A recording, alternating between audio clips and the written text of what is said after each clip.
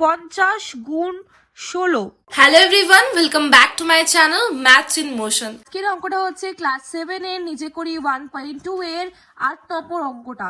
6, 7 already আমার চ্যানেলে update আছে, একটুখানি একবার গিয়ে এর আগের ভিডিওগুলো একটু দেখে নাও, বুঝতে পারবে যাদের করতে অসুবিধা হচ্ছে। এখন দেখাবো 8 নম্বর অঙ্কটা।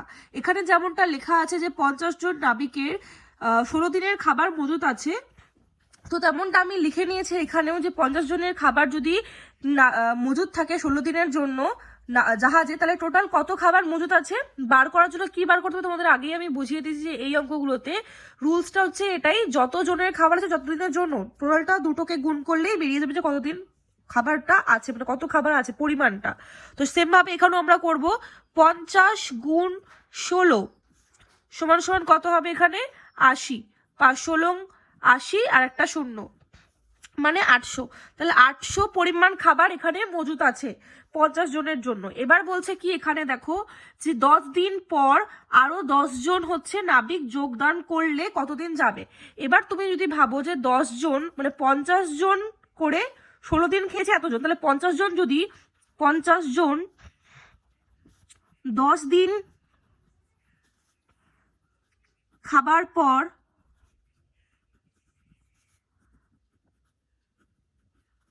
বাঁচবে খাবার সমান সমান মানে বাঁচা হওয়া খাবারটা কতটা থাকবে, প্রথমে কত ছিল 800 মাইনাস কতজন খেয়েছে 50 জন কতদিন 10 দিন, কি হবে 50 গুণ 10 সমান সমান কত হবে 800 মাইনাস 500 কত হবে 300।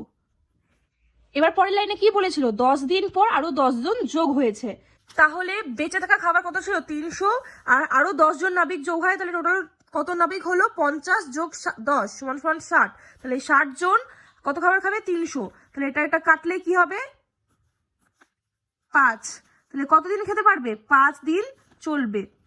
বুঝতে পারলে? এরকমই ইজি আর সহজে অঙ্কগুলো বুঝতে হলে বা শিখতে হলে আমার চ্যানেলটাকে অবশ্যই সাবস্ক্রাইব করো। দেখা হচ্ছে আবার নতুন ভিডিওতে। বাই।